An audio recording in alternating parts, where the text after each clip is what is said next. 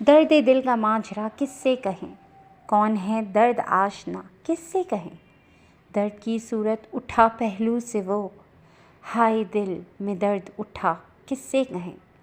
मार डाला इंतज़ारे यार ने, आँखों में दम आ गया किससे कहें।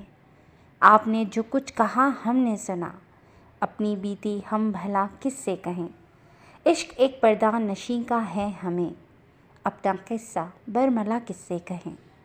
आ गया एक संग दिल पर अपना दिल, शीशा पत्थर से लड़ा किससे कहें। वो तो सुनते ही नहीं आशिक का हाल, जो सितम हम पर हुआ किससे कहें।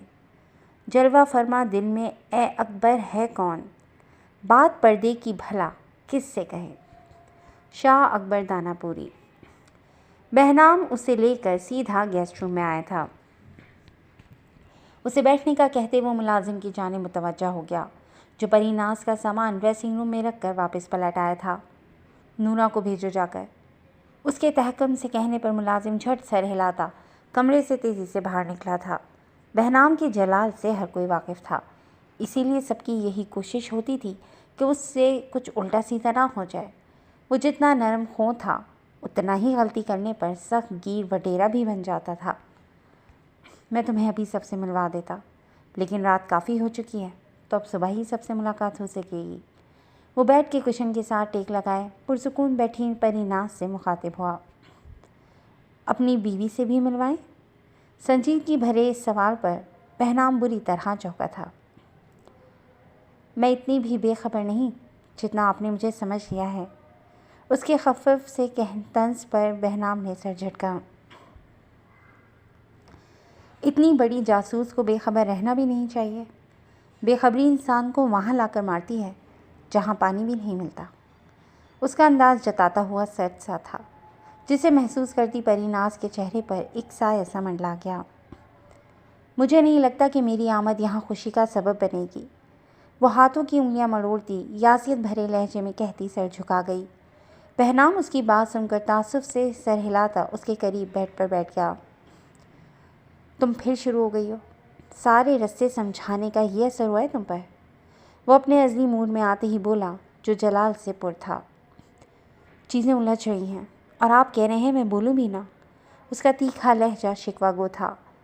वो चेहरा उठाए उसकी आंखों में ही देख रही थी, जो गुस्से में उसे घूर रहा था। चीज़ें उलझ रही हैं तो सुलझ भी जाएंगी, तुम्हें परेशान होने की कतई ज़रूरत नहीं है। मैं हूँ अभी इन सब चीज़ों को हैंडल करने के लिए। उसके दुरुस्त लहजे पर परीनाज ने मुँह बसोरा। आप बचपन से ही ऐसे हैं, अपनी चलाने वाली। अब के वो चिढ़कर बोली थी। जब इस बात का इल्म है तो खामोश रहो। पहले ही तबीयत ठीक नहीं है तुम्हारी, चेहरा जर्द हो रहा है और तुम उल्टी सीधी सोचें पाल कर मज़ीद खुद की तबीयत बिगाड़ लोगी। उसकी आंखों में ही नहीं, लहजे में भी सख्ती औत आई थी। बीमार से कोई इतने सख्त अंदाज से बात करता है? उसके नरूठे लहजे पर बहनाम के लबों पर धीमी सी मुस्कान ने झलक दिखाई। अच्छा सॉरी बाबा, नहीं करता सख्त लहजे में बात। पल में उसका मूड बदला और वो उसके सर पर 2 उंगलियां मारता शरारत भरी ज़िंदगी से कहने लगा। तो परीनाज ने उसे सख्त घूरी से नवाजा। मैं आ जाऊँ सरकार?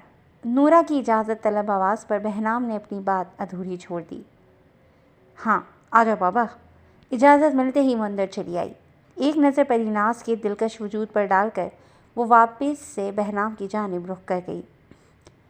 बीबी के खाने का इंतज़ाम करो। नहीं भाई, मैं बहुत थक चुकी हूँ, खाना नहीं खाऊंगी, बस आराम करना है मुझे। बहनाम की बात काट कर वो जल्दी से कह उठी। तुम्हें इल्म है ना, मुझे ये हरकत सख्त बुरी लगती है कि कोई मेरी बात काटे। उसके सर्द लहजे पर परीनाज ने कड़वा सा मुँह बनाया। मैं अगर बीच में आप जनाब को ना टोकती तो लाजमी आपने खाना मंगवा लेना था, और मुझे भूख बिल्कुल नहीं है। शाम में हवेली से इतना कुछ खा पी कर ही निकले थे, कम से कम अभी कोई गुंजाइश नहीं बची है। वो मुंह लटकाए मासूमियत से कहती बहनाम के मुस्कुराने पर मजबूर कर गई। तीखी मिर्ची मीठी कैसे बन गई? उसके लहजे संजीदा लहजे के तंज में शोखी घुली थी। परीनाज ने खफगी से चेहरा फेर लिया। इस दौरान नूरा हैरान परेशान सी बस सर झुकाए खामोश खड़ी थी। उसकी समझ में नहीं आ रहा था कि अगर एमल सरकार उनकी बीवी हैं तो फिर ये खूबसूरत लड़की कौन थी जो बहराम सरकार से इतनी बेतकल्लुफ़ थी। बहराम सोमरू के गांव का कोई भी फर्द इस घर में नहीं आया था, इसीलिए वो किसी को पहचानती नहीं थी। ठीक है, तुम खाना मत खाओ। नूरा, तुम बीबी सरकार के लिए नीम गर्म दूध ले आओ। परिनाज से मुखातिब होने के साथ ही उसने नूरा को हुक्म दिया तो वो जी कहती वहाँ से निकल आई। उसके जाते ही वो खुद भी उठ खड़ा हुआ। दूध पीकर सुकून से सो जाना, और हाँ, कल शाम में रेडी रहना, डॉक्टर से तुम्हारे लिए टाइम ले रखा है। नरम लहजे में कहते वो अब जाने को परतोल रहा था। शब्बा खैर, संजीदगी से कहती वो पलटकर लेटने के लिए अपना तकिया दुरुस्त करने लगी। एक मर्तबा फिर उसे पुरसुकून रहने और उसे आराम करने की तलकीन करता वो तेज़ी से गेस्ट रूम से बाहर निकल आया। उसे अब बस जल्द अज जल्द अपनी दिलबरा साईं को देखना था, महसूस करना था। सुबह से अब तक वो उससे गाफिल तो नहीं, लेकिन दूर ज़रूर रहा था, और ये दूरी इस वक्त बड़ी जानलेवा महसूस हो रही थी। एमन उसके लिए ऑक्सीजन का काम करती थी और उसे इस वक्त सिर्फ़ और सिर्फ उसी ऑक्सीजन की हशद ज़रूरत थी। वो तेज़ी से सीढ़ियाँ अबूर करता अपने कमरे के बाहर आकर ठहरा था। दिल की हालत जैसे अबतर सी थी। उसने पल ना लगाया और धीरे से दरवाजे की नॉब घुमाकर डोर ओपन करता नीम अंधेरे कमरे में अपने कदम रख गया। रूम में दाखिल होकर उसने पलटकर दरवाज़ा लॉक किया। अब उसके बहके कदम अपने बिस्तर की जानिब बढ़ रहे थे, जहाँ उसकी ज़िंदगी महवे सराहत थी। मेरी साईं सरकार, शिद्दत जज्बात से कहता वो उसके सिरहाने आ बैठा। उसके चेहरे से कंफर्ट हटाकर उसकी नज़रें जूं ही उसकी दिल फरेब चेहरे पर पड़ी, गोया रूह तक में एक सुकून की लहर दौड़ गई। मेरी नींदें उड़ी हैं और तुम सो रही हो। प्यार भरा शिकवा करते वो धीरे से उसके गाल को छूकर सीधा हुआ। उसके माथे पर बिखरे बालों को अपने हाथ से संवारते कितने ही पल वो उसे अपनी नरम गर्म नज़रों के हसार में लिए बैठा रहा। उसकी उंगलियां धीरे धीरे इमल के नक्कूश को छू रही थीं। वो उसकी ज़िंदगी की ज़मानत थी। उसकी ख़ज़ां रसीदा ज़िंदगी में बहार बनकर आने वाली एमन उसके दिल और नज़र को एक ऐसा सुकून भरा एहसास बख्शती थी कि जो बयान से बाहर था। बहनाम एक मर्तबा फिर नरमी से अपने लब उसके माथे पर रख गया और कितने ही पल यूं ही आंखें मूंदे इसी हालत में बैठा रहा। एमल जो उसके रूम में आने से पहले बिस्तर में घुसकर सोने की एक्टिंग करते गोया उससे फरार चाह रही थी, इस वक्त बड़ी मुश्किल में फंसी थी। वो रोना चाहती थी, उससे लड़ना चाहती थी, लेकिन अभी नहीं। अभी तो वो अपना सामना तक नहीं कर पा रही थी। उससे क्या खाक बाज पुरस करती। अभी तो दिल ने उसके नाम पर धड़कना सीखा था। उसका हाथ थाम कर वो मोहब्बत के रस्से की मुसाफिर बनी थी। अगर ये सब एक धोखा हुआ तो वो जी नहीं पाएगी। वो अंदर ही अंदर घुट रही थी, लेकिन अपनी तड़प वो अभी उस पर जाहिर नहीं करना चाहती थी। क्या पता वो जो सोच रही है सब कुछ वैसा ना हो। बस यही सोचकर वो मध्यम पड़ती धड़कनों की रफ्तार को एतदाल पर ला रही थी। अचानक ही बहनाम का लम्स अपने चेहरे पर महसूस करके उसकी धड़कनों में तगयानी बर्पा कर गया। बहनाम के अपने करीब से उठ जाने पर वो शुक्र अदा करने लगी। अगर वो कुछ देर ऐसे ही बैठा रहता तो उसकी बस हो जानी थी और उसने फूट फूट कर रोना शुरू कर देना था। कमरे में खामोशी महसूस करते उसने अपनी आंखें पट से खोलीं तो कमरा खाली था। बहनाम फ्रेश होकर चेंज करने गया था। कुछ देर पहले का मंजर याद करते एक मर्तबा फिर उसकी आंखें जली थीं, जब उसके हाथ की गिरफ्त में उसने उस अनजान लड़की की कलाई देखी थी। आबे सीले रवा धीरे धीरे उसकी आंखों से बहता कनपटी से होते बालों और तकिए में जज्ब होने लगा। इससे पहले कि उसके लबों से सिसकी निकलती, उसने निचला लब शिद्दत से अपने दांतों तले दबा लिया।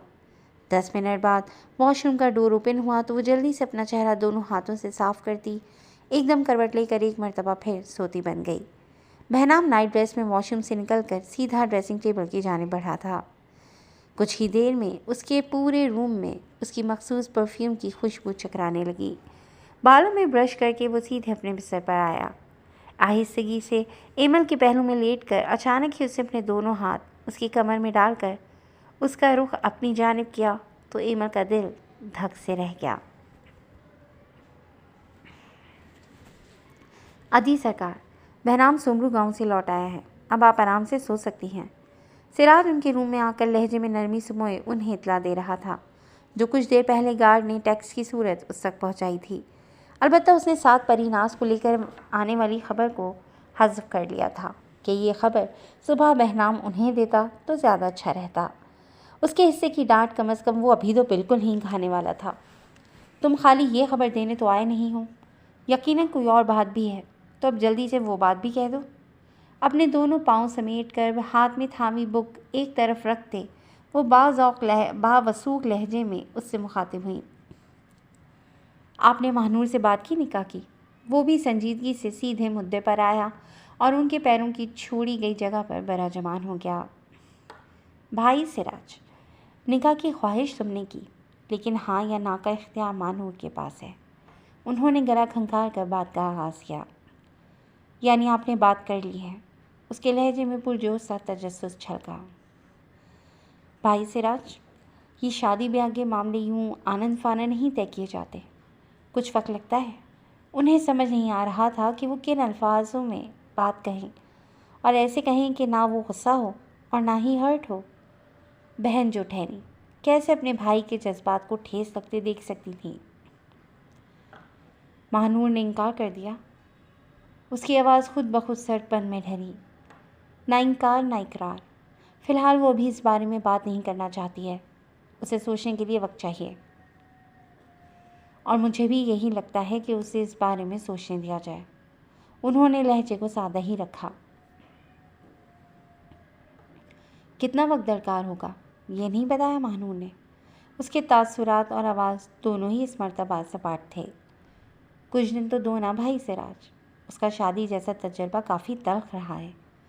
ये तल्खी इंसान के मिजाज में तब्दीली लाती है। अब ये तब्दीली अच्छी है या बुरी, ये तो वक्त ही बता सकता है।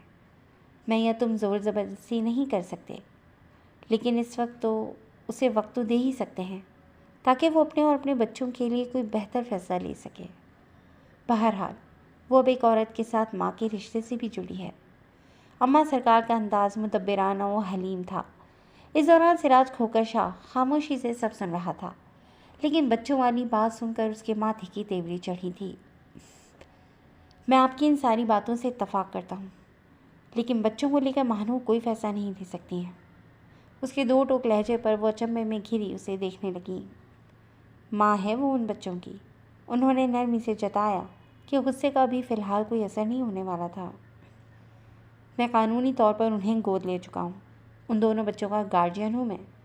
जवाबन उसका लहजा भी जतादा हुआ था। उसे गुस्से में देख अम्मा सरकार को इससे इस वक्त कोई भी बात समझाना मुनासिब ना लगा। तभी उन्होंने बात बदलना ही बेहतर समझा। बहू तो माशाल्लाह घर में आ गई है, तो अब तुम्हारे भांजे का वलीमे के बारे में क्या इरादा है? आप उसके इरादों का उसी से पूछे ना। मैं कौन सा उसका पिए हूँ जिसे उसकी पल पल की खबर होगी। मूड खराबी के सबब वो थोड़ा चिढ़ा हुआ था। पिए नहीं, लेकिन अपने भांजे के मामू ज़रूर हो तुम। मुझसे ज़्यादा वो तुमसे करीब है। मुझे तो हर बात ही तुम्हारे बात पता चलती है, या फिर तुमसे ही पता चलती है। उनके मीठे लहजे के तंज पर वो उन्हें देख कर रह गया। अदी सरकार, मुझे भी इतनी ही बात बताता है जितना उससे वो बात बतानी होती है, वरना तो वो हवा भी लगने नहीं देता अपने इरादों की। जैसे अभी बगैर किसी मशवरे के अपने साथ परिनास को लाकर नया बखेड़ा खड़ा किया है भांजे ने। आखिरी के जुमले वो ज़ेर लब कह गया था कि अगर अम्मा सरकार ने सुन लेना था तो उसकी खैर नहीं थी। यहाँ तो हमेशा यही मामला होता था कि करे भांजा और भुगते मामा। बस रहने भी दो तुम, जैसे मैं जानती नहीं। उन्होंने उसकी सारी बात सुनकर नाक से जैसे मक्खी उड़ाई थी। बहुत रात हो चुकी है, आप भी आराम करें और मैं भी सोने जा रहा हूँ। शब बखैर। उसे मालूम था कि बहस का कोई फ़ायदा नहीं, कि बात ने सिर्फ तूल ही पकड़ना था। इसीलिए कन्नी कतरा कर वो उठ खड़ा हुआ। मुझे यूं देख कर भी अनदेखा कर रही हो दिलबरा। अपने इस ज़माने का कसूर तो बताओ ना, ताकि मैं उस खता की खुद को सज़ा दे सकूं। किसी अबर की तरह उस पर छाए बहनाम का लहजा शिद्दत भरा था। वो तब भी खामोश रही और कोई जवाब नहीं दिया। ये उसकी नाराज़गी का खुला इज़हार था। वो आंखें मूंदे उसके हस्सार में बहस व हरकत सपाट तासुरात लिए गोया हर शय से खफा थी। बहनाम को उसका ये अंदाज़ भी भाया। वो झुका और उसके थोड़ी के खम को अपने लम से महका गया। इस मर्तबा उसके तासुरात में तगय्युर नुमाया था। साकिन पलकें लरस गई थीं, लेकिन आंखें उसने अभी नहीं खोली थी। मैं इन झील सी आंखों में देखने का तमन्नाई हूँ जिसने मेरा चैनो करार लूटा है। बोझल लहजे में फरमाइश करते उसने बारी बारी उन आँखों को नरमी से छुआ तो एमल कसमसाई और धीरे से अपनी पलकों की चिलवन उठा दी। तीखी काई ज़दा नजरें जिसमें सुर्खी घुली, गोया बहनाम की दिल की दुनिया तह उबाला कर गई। मैं कुर्बान ने नज़रों के वार के, वो निसार होता गोया मदहोश हुआ। एमल ने सिरे से अपना चेहरा उसकी जानिब से फेर लिया। माफ़ी नहीं मिलेगी? वो अपनी कान की लौ को पकड़े शोखी भरी संजीदगी से पूछ रहा था। मेरे पास आपको देने के लिए कुछ भी नहीं, बिलाखिर वो बोल पड़ी, लेकिन उसका लहजा भीग कर भारी सा हो गया। दिलबरा, मुझे देखें साईं। वो फ़ौरन ही तड़प कर उठ बैठा, साथ उसे भी कमर से थाम कर अपने मद्दे मुकाबिल बिठा लिया। लेकिन एमन उसे देखने की बजाय तेज़ी से उसके गले लगती गिरिया से रो पड़ी। उसकी शर्ट को एक हाथ से मुट्ठी में दबोचे जबकि दूसरे हाथ की मुट्ठी बंद करके उसके सीने पर मारते वो बुरी तरह लरस रही थी। बहनाम का दिल उसके यूं बिलक बिलक कर रोने पर जैसे डूब कर उभरा। मज़ीद उसकी अब तरह उसकी जान खुश करने लगी। उसके गिर्द मजबूती से अपने दोनों बाजू हमाइल किए एमल को अपने सीने में भेजे वो उसके सर को चूम रहा था। बड़े से बड़े मरहले में परेशान ना होने वाला बहनाम सुमरू इस वक्त यूं अपनी ज़िंदगी को हल्कान देख सख्त मतोहश हो चुका था। एमल साईं, कुछ तो बोलो ना, मैं सूली पर टंगा हूँ यार। वो सख्त बेबसी में घिरा बोल रहा था। मुझे बाबा के पास जाना है, मुझे यहाँ नहीं रहना। एमल के अल्फाज ने उसे ट्रिगर किया और सेकंड लगे उसके जलादीपन को औद आने में।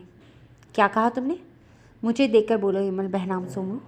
वो उसे दोनों बाजों से थामे अपने मद्दे मुकाबिल करता पल में उसका दिलकश चेहरा अपने हाथों के प्याले में भरे नीची आवाज़ में हो रहा था। उसका ये जलाली रूप देख एमल एक पल को सहम गई। उसकी सुर्ख होती आंखें और चेहरे से छलकता गैज़ व ग़ज़ब उसके शदीद इश्ताल का पता दे रहे थे। बेवा होने का इंतज़ार करो, मैं मर जाऊं तो बेशक यहाँ से चली जाना। उसके अल्फाज जितने बेरहम थे, लहजा उतना ही सर्द और बर्फीला था। उसके सफ़ाक लफ्ज़ों पर एमल का दिल बुरी तरह काँपा था। बदन की लर्जिश उसके कारदार जुमले से रूह तक में उतर चुकी थी। वो वाकई जालिम वडेरा था, दर्द भी देता था और एहतजाज का हक भी सल्ब कर लेता था। उसका गुलाबी चेहरा रोने से सुर्ख पड़ चुका था। काई ज़दा शिकवा से पुर आँखों से शफाफ मोती टूट टूट कर उसके नर्म मुलायम रुई के गालों को सलामी दर सलामी दे रहे थे। सितवा नाक का मोती भी उससे खफा सा मालूम हो रहा था। मज़ीद कहर उसके वो सुर्खी माइल लब ढा रहे थे जो रिक्कत के सबब लरस रहे थे। बालों का ढीला जोड़ा खुल चुका था। उसके चांद चेहरे के गिर्द गोया उन घटाओं ने एक हाला सा बना दिया था। ये मंजर मबहूत कर देने वाला था। एमल के लफ्ज़ों ने जो उसके गिर्द आग भड़काई थी वो पल में गुलजार बनी थी। वो शिद्दत से उसके चेहरे पर झुका अपनी मोहब्बत की दास्तान रकम करने लगा। वो जितने गुस्से में था, एमल को डर था कि वो उसे हर्ट ना कर दे, लेकिन वो बहनाम सुमरू था। वो अपने से जुड़े रिश्तों को तकलीफ़ देने का सोच भी नहीं सकता था। उसकी प्यार भरी सरगोशियाँ एमल के दिल की कसाफत धोने लगी थीं। अपनी संगत में वो उसे सब कुछ भुला रहा था। वो बहता मुँह ज़ोर दरिया था जो रुकता नहीं बल्कि अपने साथ हर शय बहा ले जाता है। अजान की आवाज़ पर वो उसके पहलू से उठी तो बहनाम ने एकदम उसकी कलाई थाम कर उसे अपनी जानिब खींच लिया। एकदम झटका लगने पर वो पूरी की पूरी उसके ऊपर झुकाई। उसके समझ से जहाँ वो बौखलाई थी वहीं उसका दिल गोया हलक में आ गया था। मुझे छोड़कर कहाँ जा रही हो? उसकी गंभीर आवाज़ में अब तक एमल की कुर्बत की खुमारी थी। मैं फ़्रेश होकर, मेरा मतलब है कि अजान हो चुकी है तो फ़्रेश होकर नमाज़ पढ़ने जा रही हूँ। बहनाम की सुर्ख आँखों में चंद पल को देख उसके दिल की साथ साथ ज़बान भी बुरी तरह लड़खड़ाई थी। उसकी कैफियत भाप कर बहनाम के लबों पर बड़ी दिलकश मुस्कुराहट उभरी तो एमल उसके चेहरे से नजरें न हटा सकी। बेसाख्ता ही उसने बेखुदी में हाथ बढ़ाकर उसके डिंपल पर अपनी शहादत की उंगली रख दी थी। जैसे मैं तुम्हारी थोड़ी के खम पर फिदा हूँ, वैसे ही तुम मेरे डिंपल पर मर मिटी हो। वो दिलकश लबो लहजे में कहता हल्का सा उठकर उसके थोड़ी के खम को छूकर उसे होश में ले आया। जो कब से बस टिकटिकी बांधे बेखुदी में घिरी उसे ही देखे जा रही थी। बहराम के अल्फाज उसकी समाज से टकराकर उसे खिफ़्फ़त से दो चार कर गए। उसने अपनी इस बेख्तियारी को दिल ही दिल में कोसा। क्या ज़रूरत थी उसे मज़ीद खुद की जाने मुतवज्जा करने की। वडेरा साहब तो पहले ही माइल करम है। वो अपने ही दिल को सख्ती से डपट रही थी। मुझे तुम्हारी थोड़ी का खम पसंद है और मैं इसका बरमला इजहार अपने अमल से भी करता हूँ, लेकिन तुम बहुत कंजूस वाक़ई हुई हो, ना अल्फाज ना अमल। उफ़ बहनाम सोमरू, तेरी किस्मत में एक कंजूस महबूबा के ही साथ लिखा था। इसका लहजा जिस कदर संजीदा था, आंखों में उसके बरक्स शोखी कूट कूट कर भरी गई थी। एमल खफकी से उसके हाथ झटकती एकदम उठ बैठी तो बहनाम ने सिरत से उसकी गोद में सर रख कर उसे अपने पास से उठकर जाने से रोक लिया। दिल बरा, नाराज़ हो गई सरकार। उसके हाथ को थाम कर उसकी बंद मुट्ठी खोले वो उसकी हथेली को अपने दिल के मुकाम पर रख गया। वो जब ये अमल करता था तो एमल की जान उसकी हथेली में सिमट आती थी। वो हर चीज़ में शिद्दत पसंद था, फिर चाहे वो जज्बा मोहब्बत का हो या नफ़रत का, प्यार हो या गुस्सा। वो अपनी शिद्दत अपने हर अमल से ज़ाहिर करता था।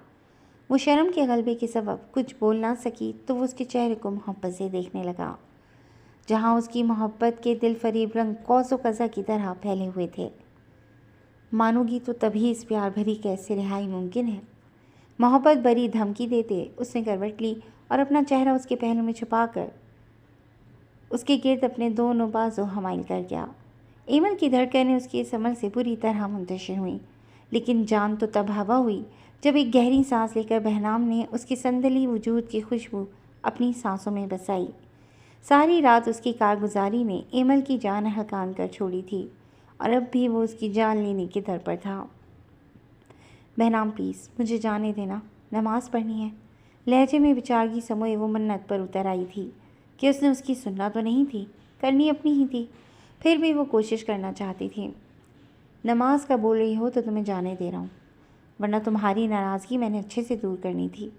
वो शाहाना अंदाज में कहता उठ बैठा था और हल्का सा झुककर उसकी कनपट्टी चूमी। मैं आपसे नाराज़ नहीं हूँ। सुर्ख चेहरे के साथ वो धीरे से मनमनाई थी। उसकी कुर्बत में तो वैसे ही उसकी बोलती बंद हो जाती थी। एक तो दिल भरा, मुझे आपकी यही आदत नहीं पसंद कि आप इतनी जल्दी मान जाती हो। वो मसूई खफगी जताने लगा तो एमल बेचारी उसे बेचारगी भरी नज़रों से देखकर रह गई। बहनाम उसकी इस मासूम अदा पर झुककर उसके गाल को छूकर पीछे हुआ।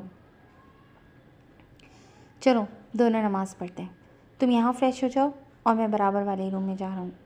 खुद बिस्तर छोड़कर उठता वो उसे भी हाथ पकड़कर साथ ही खड़ा कर चुका था। एमल इस बात में सर हिलाकर ड्रेसिंग रूम की जानिब बढ़ गई। चंद सेकंड में वो वहाँ से बाहर निकली तो उसके हाथ में ब्लैक कलर का दीजा ज़ेब शेफून का सूट था। वो खामोशी से सर झुकाए जल्दी से वॉशरूम में चली गई तो बहनाम भी बालों में हाथ फेरता अपना ड्रेस लेने ड्रेसिंग की सिमत बढ़ गया। ड्रेसिंग रूम में दाखिल होते ही उसके चेहरे पर बड़ी दिल फरेब मुस्कान ने झलक दिखाई। वो उसका ज़रूरत का सारा सामान निकाल कर गई थी। सबसे ज़्यादा तो वो इस बात पर खुश हुआ कि उसके लिए निकाले गए शलवार कमीज़ का रंग भी ब्लैक ही था। वो मसरूर सा अपनी चीज़ें लेता बराबर वाले रूम में जा चुका था। जिस वक्त वो रेडी होकर कमरे में वापस आया, एमल उसके लिए जानमाज़ बिछाए खुद अपनी जानमाज़ को उसकी जानमाज़ से पीछे किए उसी का इंतज़ार कर रही थी। बहनाम की इमामत में उसने सुकून से नमाज़ पढ़ी थी। दुआ और अस्कार के बाद वो दोनों ही उठ खड़े हुए थे। एमल ने सारी पढ़ी गई दुआएं एक नरम फूंक की सूरत बहनाम के चेहरे पर फूंक दी। यह एहसास इतना दिल फरेब था कि बहनाम की रूह तक सरशार हो गई। बहनाम ने भी यही अमल दोहराया तो एमल नरमी से मुस्कुराकर जानमाज़ तय करती उन्हें ड्रेसिंग रूम में रखाई। अपने गिर्द लिपटा दुपट्टा खोलकर उसने शानों पर फैलाया तो बहनाम ने एक मीठी नज़र उसके दिल का शराबे पर डाली। मेरी कुर्बत में तुम दिन ब दिन निखर रही हो। उसके जो मायने जुमले पर उसके गाल लश करने लगे। बेशर्म साईं सका, वो खिफ़्फ़त ज़दा सी बोली। तुम्हें ज़्यादा इल्म है कि मैं कितना बेशर्म हूँ। वो अब भी बाज ना आया और बेशर्मी से एक आंख दबाकर गोया हुआ। अम्मा सरकार के पास जा रही हूँ मैं। वो मुसलसल उसके तंग करने पर गुस्से करती जूँ ही पलटी। बहनाम ने उसे पकड़ना चाहा, लेकिन भला हो बेड के करीब बिछे मैट का कि बहनाम का पाँव फिसला और वो धड़ाम की आवाज़ के साथ संभलते संभलते भी चारों शाने चित हुआ। एमल घबरा कर जूं ही पलटी, बहनाम को यूं फर्श पर हक्का बक्का हालत में पड़ा देख उसके लबों से बेसाख्ता ही हंसी का फव्वारा फूट पड़ा। वो पहली मर्तबा उसके सामने यूं दिल खोल कर हंसी थी। बहनाम इस दिलकश मंजर को देख अपनी सुध बुध भुला बैठा।